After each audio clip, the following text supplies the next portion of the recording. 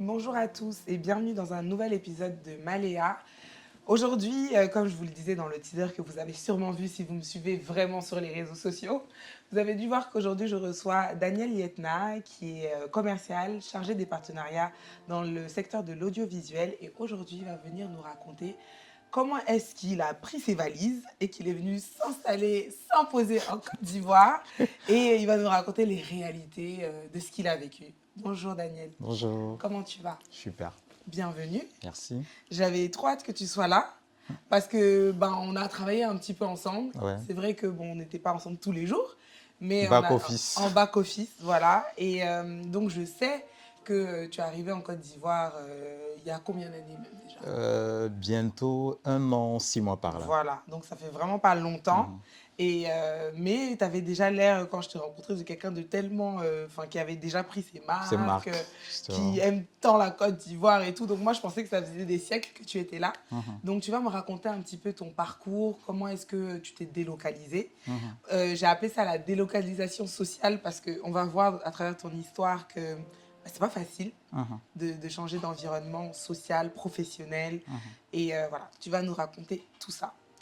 Avant de commencer, je vais te demander, comme je le fais avec tous les invités, de me choisir 3 mots qui te définissent. D'accord. Donc 3 mots qui peuvent être des émotions, des états d'esprit, une vision, des adjectifs. Donc ces 3 mots vont nous aider à guider notre échange. Alors, j'irai sur des adjectifs. Je suis quelqu'un de très résilient, autodidacte également. Voilà, j'apprends beaucoup sur le tas et surtout audacieux. Audacieux. Audacieux. Ouais, D'où la délocalisation. faut de Faut l'audace beaucoup pour quitter d'audace. son pays pour venir ailleurs. Bon, j'ai été aussi un petit peu audacieuse comme toi. Donc, je pense que nos histoires, en tout cas, on pourra se conseiller. D'où tu viens déjà à la base? Tu es de quelle origine? Alors, je suis d'origine déjà camerounaise, Ok. de par mon père. Tu es de la belle famille. La belle famille, voilà, vous avez compris. Et également, j'ai une origine également nigériane. D'accord. Oui, nigériane parce que ma maman, elle est nigériane. Ok. Son papa, c'était un Nigérian. Et voilà, de par les voyages, il est arrivé au Cameroun et il y a eu tout ce qui s'est fait derrière, les enfants qui sont nés. Donc, j'ai 2 origines. Ok. Je suis nigériano-camerounais. D'accord. Donc, principalement du littoral, Douala, donc Bassa, qui est une langue vraiment, je dirais même un peu, beaucoup plus axée sur la politique, parce que c'est vraiment le Bassa, Oumyobé, qui allait réclamer en quelque sorte l'indépendance du Cameroun à New York dans des années 50 par là. Et on a un peu ce côté très audacieux dans notre Ouais. culture, vraiment, Ouais. on est un peu plus qui dit ce qu'il pense, voilà, vraiment Donc, c'est avec dans les toute gènes, l'honnêteté, l'audace. voilà, c'est dans les gènes, l'audace. Donc c'est un peu l'origine de Daniel, camerounais, Bassa, Bantou, donc voilà. D'accord. Et donc, à quoi ressemblait ton quotidien au Cameroun avant d'arriver à Abidjan? Je ne veux pas forcément parler de ton enfance, mais je veux savoir, c'était quoi la vie de Daniel avant de se dire, eh, tiens, je me barre d'ici? Alors, j'avais pas décidé de partir du Cameroun. J'ai rencontré une jolie dame qui est amie à une de mes anciennes collègues, qui est aujourd'hui au Maryland aux États-Unis. La dame s'appelle Dominique Kate, c'est une Ivoirienne. Donc, elle avait demandé à venir visiter le Cameroun. Et son mari, par ricochet, était en mission à Yaoundé. Et donc, comme ça, elle appelle son ami, qui est mon ami, mais qui n'est plus au Cameroun, qui était également mon ancienne collègue. Elle lui dit, tiens, je veux visiter le Cameroun. J'ai trop entendu parler du Cameroun. Il faut que je visite le Cameroun. Mon mari est là-bas. Et donc, je vais aller faire juste 4 jours. Est-ce que tu connais quelqu'un qui peut me servir de guide?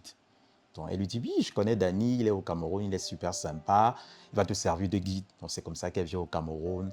Et donc, je lui sers de guide entre mon travail et mes heures de Et pause. qu'est-ce que tu faisais à ce Et là, moment-là? j'étais, je vais dire, j'étais chargé de la communication de la boîte. Et j'étais en quelque sorte aussi un responsable de projet, en quelque sorte, parce qu'il y a beaucoup de projets qu'on gérait Oui. avec des entreprises comme, je ne sais pas si je peux me permettre de citer, la pub, On on ne ne va nous pas paye pas citer, assez pour voilà, ça. qui font voilà, des entreprises qui faisaient dans l'assurance, qui font dans l'agriculture. D'accord. Vraiment, c'est une grosse boîte qui est assez connue au Cameroun, qui fait dans l'univers du corporate.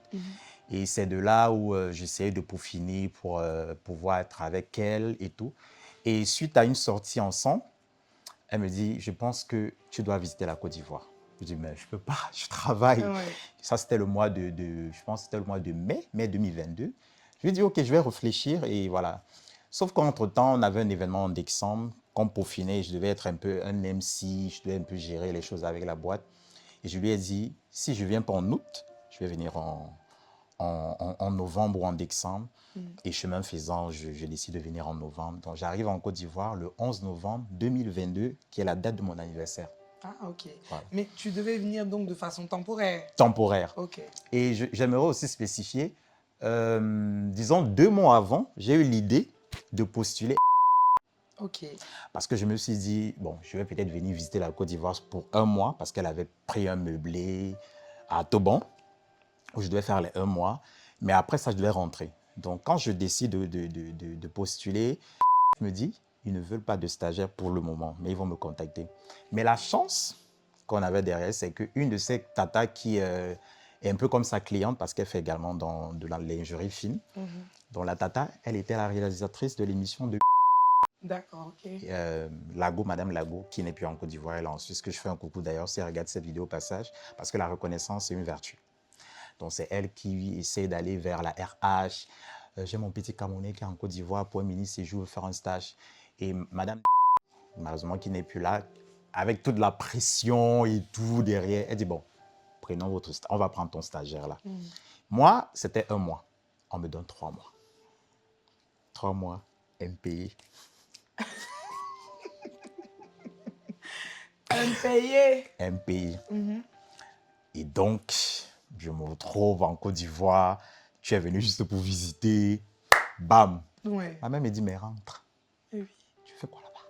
Tu as un travail et tout et tout. Je lui dis, maman, c'est une expérience, peut-être ça peut Mais du matcher. coup, qu'est-ce que tu racontes là-bas au Cameroun au travail? Et là, justement, j'arrive et là, je suis buté parce que moi, ce que je regardais, Madame Eliane Lago, elle s'est penée de me trouver un stage.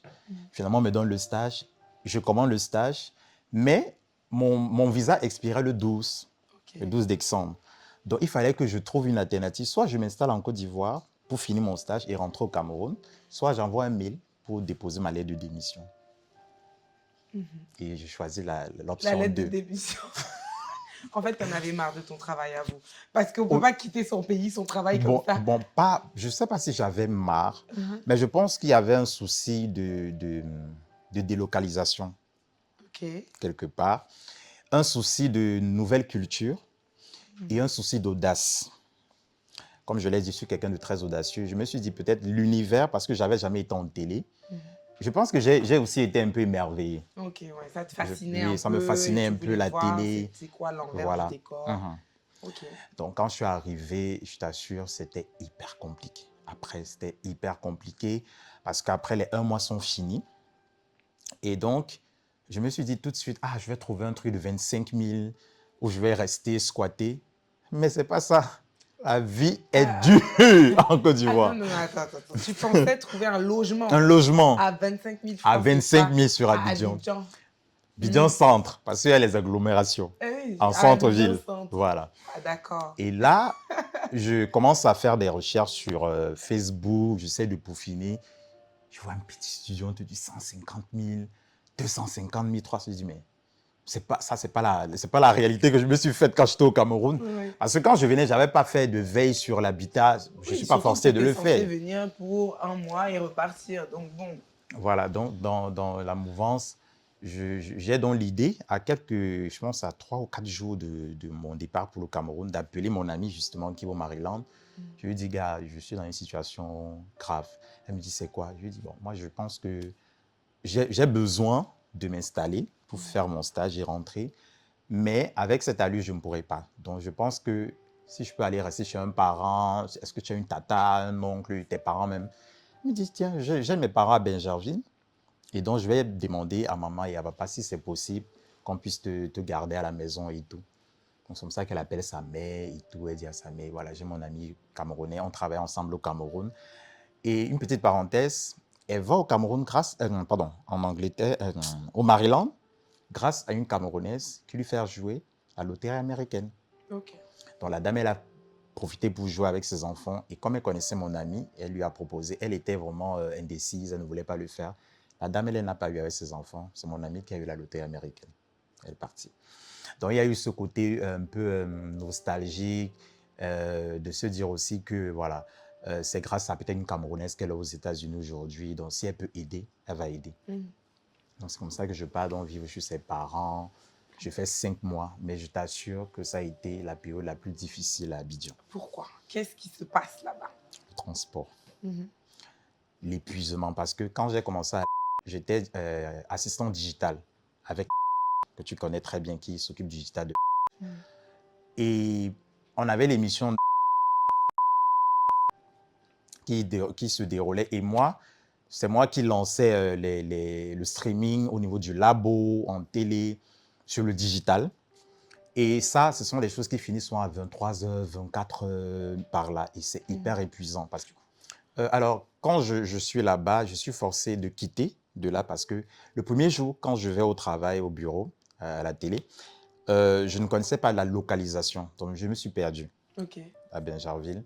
Je me suis perdu. Et après, à un moment, il a fallu, parce que comme la maison était à l'intérieur, c'est une zone résidentielle. Donc, la maman, elle me disait, pour que je ne dépense pas beaucoup en transport, parce que tu viens d'arriver, tu te dis, bon, tu es peut-être venu avec un 700 000, chaque fois tu vas prendre des Yango et tout, tu te fais un peu un genre. Tu te donnes un peu un genre, comme les Ivoiriens disent souvent. Donc, du coup, premier jour, je me rends compte que c'est dans les 4 000, les 5 000 en termes de déplacement. Je trouve que c'est très cher. Donc, un matin, elle m'a demandé, qu'est-ce que tu fais? Est-ce que tu prends le Yango ou bien tu fais les décompositions? Déjà, c'est ici que j'ai su qu'on dit décomposition. Je n'avais jamais entendu parler. Je lui ai dit, je prends le Yango. Elle me dit, c'est beaucoup, c'est cher. Tu payes, comme il dit, dans cet intervalle 3 000, 4 000 par là. Elle me dit, non, il y a le Baka. Le fameux. OK, le fameux Baka. Elle me dit, OK, il y a le Baka. J'ai dit, le Baka, c'est quoi? Elle m'explique. Je dis, OK, d'accord. Elle me dit, tu vas marcher à pied jusqu'à un carrefour, tu vas prendre les motos tricylindres et tu vas arriver et puis tu vas prendre le Baka. Et René. Oh non, Seigneur. Qu'est-ce qui s'est passé? Raconte-moi ta franchement, première expérience Baka. je tiens déjà à dire que je n'ai aucun problème, les gars du Baka. Je n'ai aucun problème avec vous. Franchement, vous permettez à ce que les Ivoiriens puissent se mouvoir aujourd'hui après ce que j'ai perçu. Mais c'était hyper compliqué. C'est insultant, c'est méprisant, c'est ensoleillé. Il y a des querelles qui se font. J'imagine que quand tu viens d'arriver du Cameroun, tu comprends pas aussi tout ce qu'ils disent. Tout ce qu'ils disent. Oui. Bon, après, ils ne parlent pas forcément la langue parce que j'ai constaté l'Ivoirien. Non, mais je veux dire, ils ont des expressions. Oui, ils ont des expressions, le nouchi, le fameux nouchi, Oui. voilà. Ils parlent beaucoup de nouchi, ils sont très colériques, pour la plupart du temps, ils sont très colériques. Et moi, j'étais, mais je me trouve dans quoi? Qu'est-ce que je suis venu faire ici? Et on pouvait taper pratiquement 3 heures, 4 heures dans les embouteillages de Bingerville. C'était hyper fatigant, sonnant. Tu arrives au boulot, j'arrivais toujours en retard au bureau.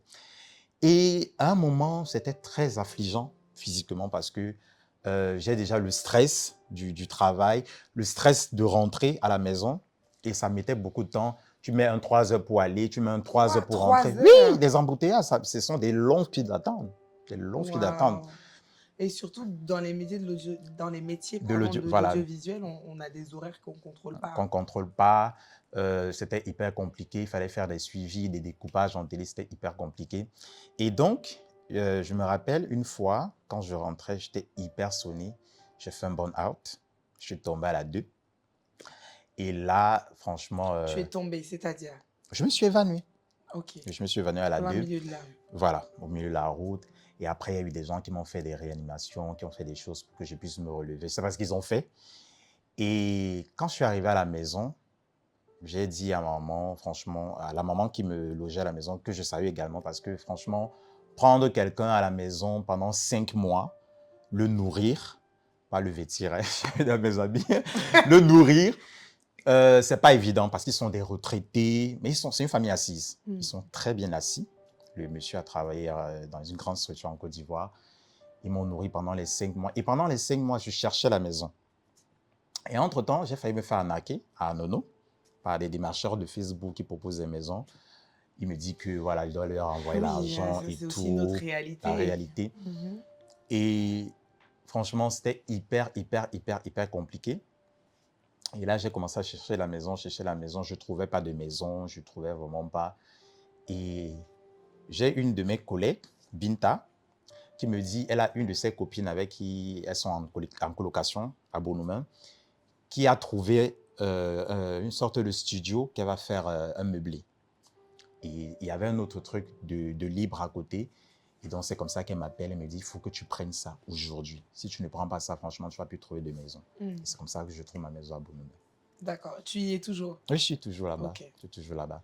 D'accord. Et donc, les choses ont commencé à aller un peu... Mais quand tu fais ton burn-out et que tu t'évanouis là, Mhm. ça t'alerte quand même sur la gravité de la situation? Oui, ça m'alerte parce que, honnêtement, je parle de délocalisation aujourd'hui. Pourquoi? Parce que je ne venais pas m'installer en Côte d'Ivoire.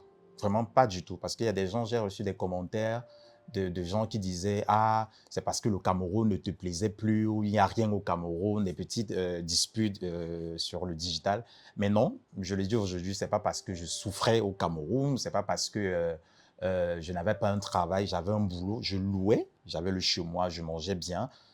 Mais je pense que j'avais peut-être un besoin de découvrir, comme je l'ai dit. Oui. Et au niveau de la découverte, j'ai rencontré de très belles personnes comme toi. Honnêtement, au Cameroun, je côtoyais déjà l'univers du showbiz. Mais ici, j'ai eu la chance d'avoir un poste de responsabilité au sein de la boîte. Être Voilà. en next level, quoi. Voilà, en next level. J'ai rencontré de grosses stars en Côte d'Ivoire. J'ai rencontré des personnes qui sont dans le monde de l'entrepreneuriat, des grandes, des présentatrices télé, des chroniqueuses. Tu connais la cartographie. Donc, aujourd'hui, au-delà de tout, il y a eu ce souci de me dire que mais ma mère allait m'accompagner à l'aéroport, ce n'était pas pour que je m'installe, c'était pour me revoir après un mois. Donc, il y a eu le problème également de l'alimentation, parce qu'à un moment, je n'avais plus assez de revenus vu que j'étais en stage. Il y a eu le souci chaque fois que j'étais là en train de manger la loco. J'ai eu des problèmes d'indigestion, j'ai beaucoup maigri pendant cette période-là. Franchement, j'ai beaucoup maigri quand je suis arrivé en Côte d'Ivoire. C'était hyper compliqué. Il y a des jours où je me demandais comment je faisais pour avoir le transport pour aller au bureau. Parce qu'il faut savoir que j'étais dans cette famille, mais ils ne me donnaient pas le transport pour aller au travail. Ce qui faisait déjà était beaucoup. Oui, Donc, il fallait que je me batte. Personne ne m'a demandé de venir m'installer. Oui. Donc, tu ne pouvais pas leur réclamer. Je ne pouvais rien leur réclamer. Je ne pouvais même pas leur demander parce que j'ai quand même 32 piges. Je ne suis pas un enfant. Donc, il y a eu tout ça qui venait. Mais moi, mon intérêt, c'était de rester. Et Dieu merci, la boîte avait un peu perçu suite à une petite situation qui s'était passée en télé, ça a un peu jasé sur une problématique et la direction a demandé à ce qu'on m'envoie, suite à mon intervention, on m'a demandé mon avis.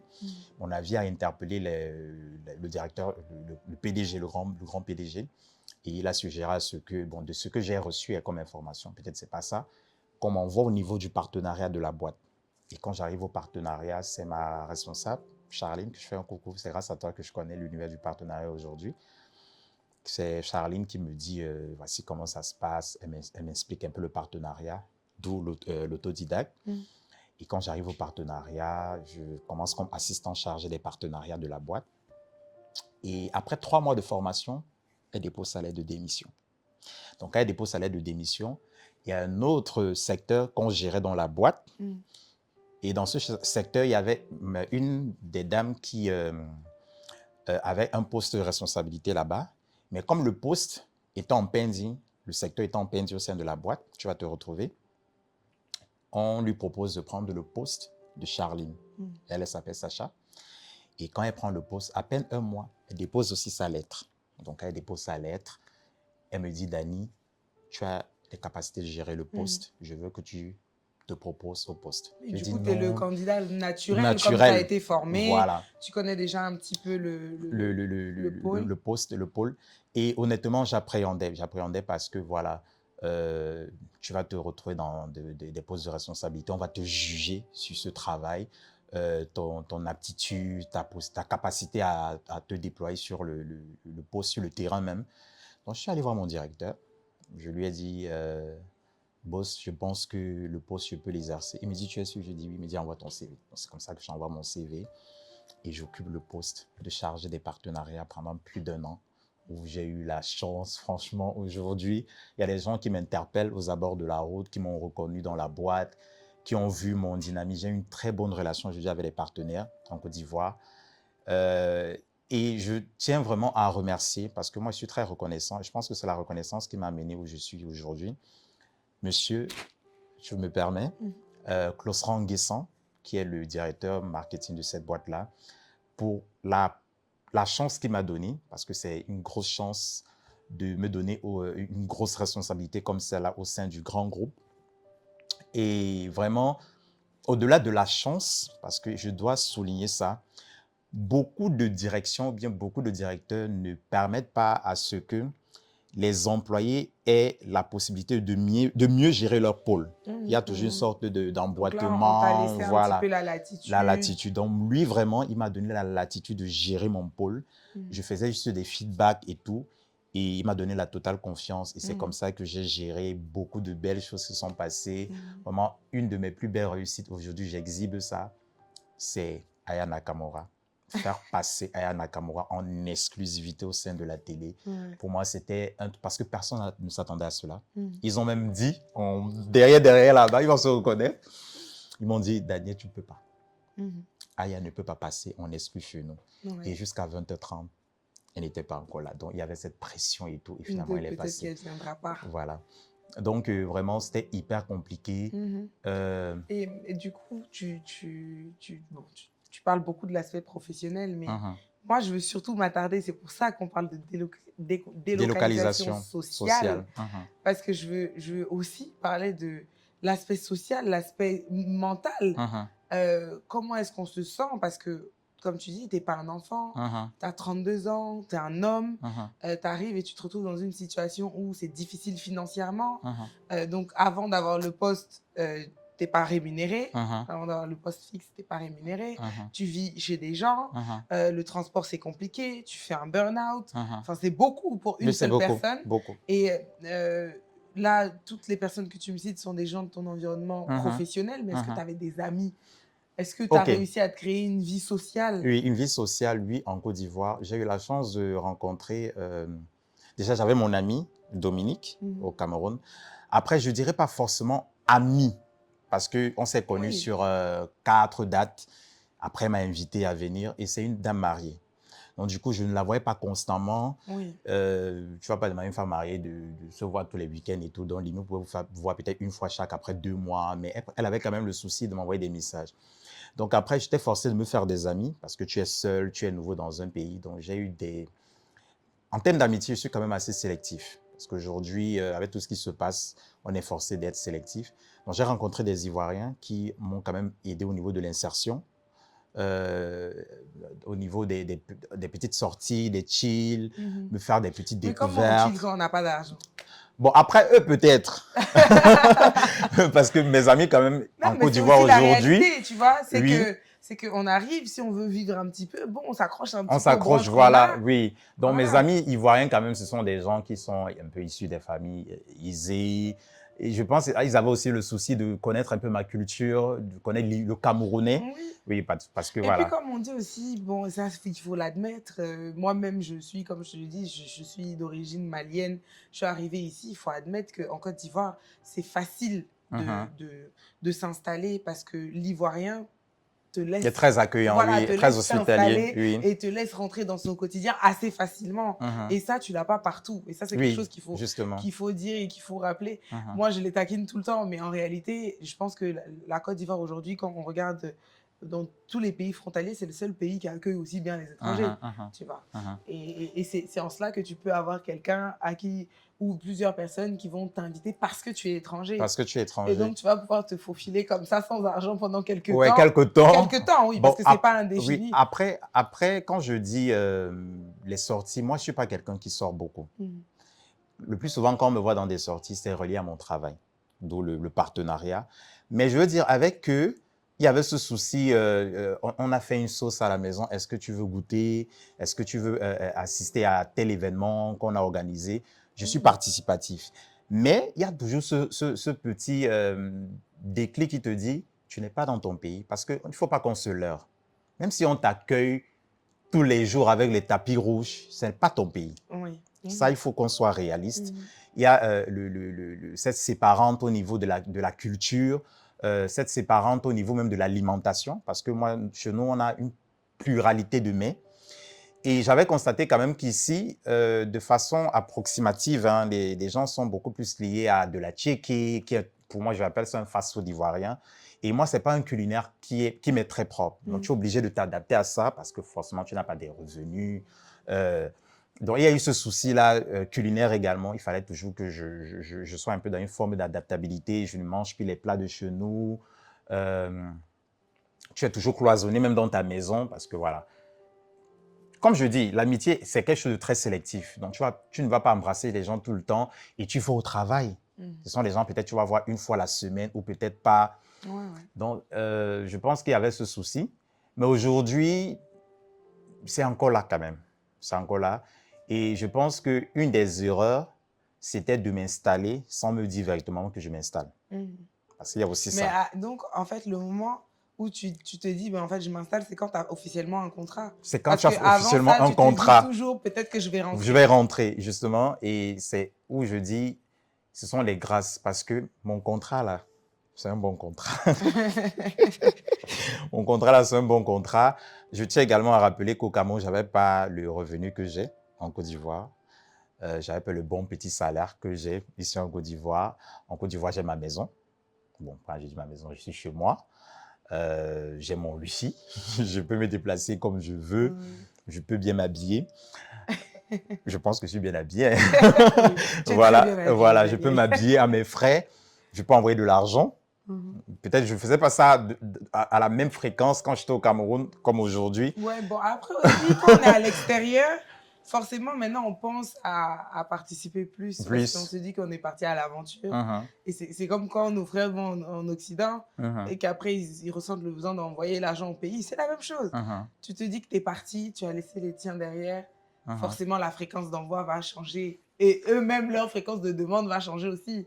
Mais à un moment, j'ai eu un peu à me mettre des interrogations sur mon insertion en Côte d'Ivoire parce que j'avais été victime d'un petit clash dans un bus parce que je tenais vraiment à laver mon image sur cette problématique. En fait, dans la boîte où je travaillais, j'avais un collègue qui m'avait demandé comme ça qu'est-ce que j'ai vécu de négatif, qu'est-ce qui m'a marqué de façon négative en Côte d'Ivoire. Et j'ai raconté une anecdote. En fait, il s'agit d'une maman. J'avais emprunté un bus. Je ne vais pas donner le nom de l'agence, mais c'est une agence très connue en Côte d'Ivoire qui fait dans l'interurbain. Et je ne savais pas, dans le véhicule, que on n'entrait pas avec la somme de 2000 dans le bus interurbain, le car. Et donc, il y avait une maman, je lui ai demandé si elle avait la monnaie. Elle m'a dit qu'elle avait des pièces. Je pense qu'elle m'avait donné un truc de 250, 200 par là, je ne sais plus. Et donc, pendant le trajet, la maman m'a demandé si je pouvais lui remettre son argent parce que j'avais un souci de monnaie. Donc, bien évidemment, tu n'as pas de monnaie. Je n'avais pas de monnaie, voilà. Donc, je suis allé à la caisse. Donc, j'ai essayé de prendre quelques monnaies, je pense 2 ou 3 personnes, pour qu'on puisse changer. Et donc, le monsieur me dit, ils ne font pas ça. Ils ne prennent pas de 2000. Et je me dis, quand j'ai parlé, l'accent, il a su que j'étais étranger. Donc, il essayait de faire la monnaie. Et donc, dans la monnaie qu'il me donnait, il fallait que je lui donne 200 à elle, la maman. Et donc, je lui ai dit, pendant le trajet, je vais vous remettre vos 200, je pense que c'était 200 ou 100. Je pense 100 francs. C'était 100 francs, oui. Je t'assure, Rémi. À cause de 100 francs. À cause de 100 francs. Cette dame, dans la vidéo que mon collègue avait eu à faire, la vidéo a fait 1 million, presque sur Facebook. Et presque 500 000. Ça a été posté. Ça a été posté. Et presque 500 000 sur le réseau TikTok. Chacun a pris sa part, les gens m'insultaient et tout, que non, j'extrapole, je raconte qu'une maman ivoirienne ne peut insulter et tout. Je dis, mais vous racontez quoi? Dans chaque pays africain, il y a une maman qui insulte. Ah oui. Donc, je suis tombé dans les bras d'une maman qui va m'insulter. Après, quand je dis insulte aussi, c'était pas vraiment grand que ça. Oui, mais elle t'a un peu secoué. Elle m'a secoué, me méprisé. C'est comme ça que vous, les Camerounais, vous êtes. Quand vous arrivez quelque part, vous êtes malhonnêtes et tout. Et moi, j'étais just like, what? Ouais. Mais la vidéo dont tu parles, c'est une vidéo que tu as fait après ou c'est une vidéo C'était après. Pendant? Non, je veux dire, après la scène, peut-être 1 mois, 2 mois, j'ai juste expliqué ce qui s'est passé. Et tu as posté ça sur les réseaux sociaux. Oui, j'ai posté sur les réseaux. Oui. Et donc, je tenais vraiment à dire, c'était pas pour blesser une quelconque maman ivoirienne mais tu sais que et tout. Les Ivoiriens sont tellement solidaires. Tellement solidaire. Jamais dire. Donc voilà, donc je tenais vraiment à vous dire, c'était pas pour blesser, c'était juste un collègue qui m'a interpellé. la Côte d'Ivoire, ce n'est pas seulement positif. Il y a des situations qu'on rencontre, elles peuvent être malencontreuses, elles peuvent être positives. Et ça a été une situation malencontreuse que j'ai vécue et j'ai juste voulu raconter. Ce n'était pas pour blesser, donc voilà. Excusez-moi si ça avait heurté des personnes du fait que je sois venu dire en toute honnêteté ce que j'avais vécu dans le bus. Je sais que beaucoup vont se retrouver parce qu'il y a des gens dans mes commentaires, dans mes vidéos qui viennent soit dire continue à parler de ça. c'est pas le Camerounais là qui avait dit que et tout. Donc, je m'excuse pour ça et voilà, ne me mettez pas en cœur et tout. Laissez Voilà. Daniel en paix, laissez-le. Donc, c'est quelque chose que j'avais vécu et honnêtement, ça m'a un peu dilué. Je voulais rentrer. Oui, je voulais rentrer parce que ça a pris une tournure. Hein. Il y a des gens qui utilisaient même ça en Europe, des Ivoiriens qui sont au Canada, en France. Une vidéo qui fait 1 500 000, c'est pas, ça veut dire que ça a été relayé, partagé. Donc, mais au jour d'aujourd'hui, ça va. Des messages assez agressifs. Oui, beaucoup de messages, même sous les posts. Tu rentres chez toi, tu fais quoi ici? Les Ivoiriens sont souvent très agressifs sur le digital. Je pense que le PPLC qu'on a mis en place là, PLCC. Voilà, PLCC.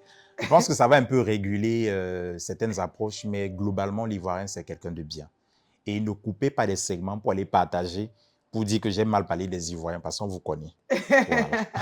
Non, et de toute façon, ici, c'est pas le lieu où on parle mal des gens, pas du tout. Donc... C'est vraiment pas fait pour ça. Mais après, ce sont tes réalités, tu vois. Ce sont tes réalités. Et forcément, et peu importe que ce soit en Côte d'Ivoire ou ailleurs, quand tu es loin de chez toi, il y a des moments où il y a des choses qui vont se passer. Par exemple, si ça s'était passé au Cameroun, tu ne l'aurais peut-être pas pris aussi personnellement. Mais comme ça se passe dans un pays qui n'est pas le tien, mais qui devient le tien. Le bien, oui, bien Parce sûr. qu'aujourd'hui, la Côte d'Ivoire, c'est chez toi. Moi, aujourd'hui, la Côte d'Ivoire, c'est chez moi. Tu vois, bientôt, je vais aller chercher le passeport. Tu vois? Mais, tu veux le passeport? Non, c'est pour te dire que... Bon, moi, j'ai même fait ma carte de résident déjà. Tu vois, je suis très fière de mes origines, mais il faut aussi accepter que si on a décidé de poser nos bagages ici, c'est parce que, voilà, on a une qualité de vie, on a accès à des choses auxquelles on n'a pas forcément accès chez nous. Et ça, on ne peut pas cracher dessus. Ça, c'est vrai. C'est très vrai même. Tu vois, donc après, on peut avoir des situations. Le problème, c'est que, bon, quand on met les choses sur les réseaux sociaux, il y a toujours des commentaires, voilà, il y a toujours des retombées qui peuvent être très négatives. Et surtout, quand on donne un avis contraire à l'opinion publique. Voilà. Surtout du pays d'accueil. Oui, et surtout une maman et tout ça. Bon, forcément, les gens ne vont pas bien le prendre. Mais en tout cas, je pense que la transition sociale n'était forcément pas facile parce que tu n'étais déjà pas dans les dispositions de « je viens pour rester ». Oui. Tu vois, donc quand on vient pour rester, on adopte une posture. Mais quand on vient pour les vacances ou pour un mois, on n'est pas dans le truc durable qui fait qu'on est posé, qui fait qu'on réfléchit. Parce que là, tu es venu littéralement à l'aventure. Et c'était un risque que tu n'as pas mesuré. Parce que là, tu as eu la chance. Tu avais la grâce, comme tu disais. Avec Je pense que j'ai eu beaucoup de grâce ici. Beaucoup. Parce que bon, tu te retrouves dans une famille que tu ne connais pas. Dieu seul sait ce qui peut t'arriver là-bas. Moi, bon, j'ai reçu une dame qui m'a parlé de son expérience de Bénédicte. D'ailleurs, j'espère que vous avez tous regardé cet épisode-là de Maléa. Mais Bénédicte, elle est à la tête d'une association qu'on appelle Stop au chat noir. Et elle explique des choses terribles qui se passent dans les familles. Et que ce soit un homme ou une femme, tu vois. Donc, c'est un gros risque que tu as pris. Dieu a fait que ça s'est bien passé. Ouais, quand même. Mais ça a été très tumultueux. Oui, et ça, sur la santé mentale de quelqu'un, ça peut jouer. Tu aurais pu devenir fou ici. Moi j'ai fait une dépression. Hein. Ok, littéralement. En mai. J'ai fait 2 burn-out. Ouais. Le premier, c'était en mai. Ouais. Bon, la première personne à qui j'ai dit, c'était mon directeur. Et le deuxième, c'était en septembre ou pas. Et comment tu as reconnu que tu faisais une dépression? En fait, je suis allé à l'hôpital. Okay. Comme tu sais, dans la structure, on a un médecin. Et donc, quand je suis allé à l'hôpital, on m'a dit clairement que tu es en train de faire une dépression. Tu travailles beaucoup parce qu'à mon poste, je n'avais pas d'assistant. J'ai géré ça pendant 1 an et poussière, sans assistant. En une journée, je pouvais recevoir pratiquement 50 demandes de partenariat. Et dans les 50, il y a peut-être 2 ou 3, parce que quand c'est à l'intérieur du pays, on n'y va pas. Mais quand c'est ici sur Abidjan, parce qu'Abidjan, c'est un peu l'épicentre des événements en Côte d'Ivoire. Et du coup, il y a des partenariats qui sont payants, il y a ceux qui ne sont pas payants. Et quand ils payent, il faut faire des suivis. par exemple le tien, Mhm. tu m'avais contacté. Et là, tu n'as plus de temps. Il faut aller faire des suivis. Est-ce que les spots passent? Est-ce que la billetterie a été reçue? Il y a je veux dire, toute une gestion derrière parce que les partenaires se disent, ah, quand ils viennent faire leur demande, ils voient le truc passer en télé, ils savent que les choses ont été faites. Mais il y a tout un organigramme, toute une programmation qui est faite derrière et c'est plusieurs départements qu'il faut suivre. Mhm. Et c'était hyper compliqué. Parfois, tu manges des choses qui ne vont pas avec ton ventre, tu vas faire des indigestions. Franchement, vivre à l'étranger, si tu n'es pas préparé, moi, je ne conseille pas des gens. Arrêtez je vous conseille D'idéaliser. d'idéaliser. Et il y a beaucoup de personnes également qui se leurrent au travers des posts, des statuts qu'on met. Ce n'est pas forcément le statut ou le lieu qui est assez attrayant qui te permet de définir la façon de vivre de la personne dans le pays. Oui, moi, les gens souvent se disent que je vis la dream life. Voilà. Après c'est vrai qu'on est aujourd'hui, ta façon de vivre se mesure aussi en fonction des personnes que tu rencontres. Parce que si tu es un poste de responsable ou bien si tu es quelqu'un qui est chroniqueur ou présentatrice télé, tu es forcé de marcher quand même à une certaine catégorie de De personnes. personnes, Voilà, oui. parce qu'il ne faut pas qu'on s'entremêle. Mais ça ne veut pas dire qu'on a une vie d'Oxford ou de Chelsea, non. Mhm. On essaye, surtout que nous sommes des Africains, on a beaucoup de devoirs primaires, Oui. secondaires. Il y a des gens qui attendent de vous des choses. Et quand tu ne le fais pas, on va te pointer du doigt demain. Moi, ici, en Côte d'Ivoire, je sais que dans 5 ou 10 ans au Cameroun, on va me demander si j'ai posé un poteau ou un bananier ou une maison. Oui, parce que moi, je dis toujours, les gens qui sont à l'étranger, ils ont plus de pression que ceux qui sont dans le pays. Oui, oui. Tu as la pression dans ton pays, tu as la pression dans le pays d'accueil. Il faut que tu construises, il faut que tu construises même dans le pays où tu te trouves peut-être. Mhm. Et donc, on n'a pas les mêmes réalités. Et quand vous voyez un jeune comme ça qui se démarque, qui ne vole pas, qui ne commande pas, qui ne mendie pas, qui se gère de A à Z et qui gère encore la vie des autres, Mhm. c'est pas donné. C'est pas Oui. donné. Donc, si vous voulez vous installer dans des pays étrangers, faites déjà la veille sur les réseaux. Le PIB en Côte d'Ivoire, est-ce que la vie est beaucoup plus chère? En Côte d'Ivoire, on se déplace en covoiturage. Ça coûte beaucoup plus cher en Côte d'Ivoire. En saison pluvieuse, ça augmente. La location coûte excessivement cher. Aujourd'hui, ce qui est même encore accessible, c'est un peu la nourriture. Mhm. Parce que Oui, l'Ivoirien, par la contre, Côte la d'Ivoire, c'est une nourriture est terre assez fertile. accessible ici, oui. Voilà. Oui, Mais les lieux de divertissement, c'est cher. oui. Oui.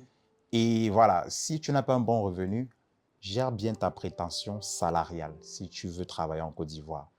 Heureusement qu'en Côte d'Ivoire, les entreprises, ils respectent un peu la prétention salariale, contrairement dans d'autres cieux. Parce que, par exemple, un CM, il peut toucher un 500 000 ici, tranquille, mais à côté, on va te dire 50 000. Mhm. Donc, c'est très bien. La Côte d'Ivoire, il y a beaucoup d'opportunités, qu'on ne vous mente pas. Mhm. Il y a beaucoup d'opportunités. Mais il faut être quelqu'un de très audacieux, très résilient Mhm. et autodidacte. Merci beaucoup. Merci. Donc, tu as pu boucler la boucle avec les 3 mots. D'habitude, Les c'est 3 moi mots. qui fais ça, mais comme tu es un homme des médias toi-même, tu as fini ma phrase. Non, mais c'est super. En tout cas, moi, je suis fière de toi, je suis fière de ton parcours et j'espère que ça va continuer. Euh, Après, bon, voilà, je pense que tu as déjà un petit peu dit tes conseils, donné tes conseils à tous ceux qui nous regardent. Mais vraiment, je pense que je peux appuyer encore ce conseil en leur disant de se préparer. De se préparer parce que venir comme ça à l'aventure, c'est pas facile. Aujourd'hui, on parle pas de moi, donc je vais pas m'étaler sur mon expérience, mais je sais vraiment ce que tu décris. Je l'ai peut-être pas vécu de la même manière parce que moi, j'avais de la famille qui était là et tout, donc j'ai pas vécu les choses à l'extrême comme toi. Personne, hein? Voilà, mais en termes non. Au niveau social, moi, je pense que c'est plutôt au niveau social que je l'ai vécu difficilement parce que les codes sont différents. Et ça, peu importe là où tu vas aller, tu vas être face à des codes différents. Et parfois, tu as un choc culturel, en fait. Tu as un choc culturel, tu ne sais pas trop comment te Oui, c'est vrai, c'est positionner. Et très puis, vrai. des fois, surtout moi, avec ma personnalité, je suis très solaire, très... bon, Très. je suis assez naïve aussi, un petit peu. Donc, c'est facile de se faire avoir dans un monde de requins comme à Abidjan. Il y a beaucoup de requins ici.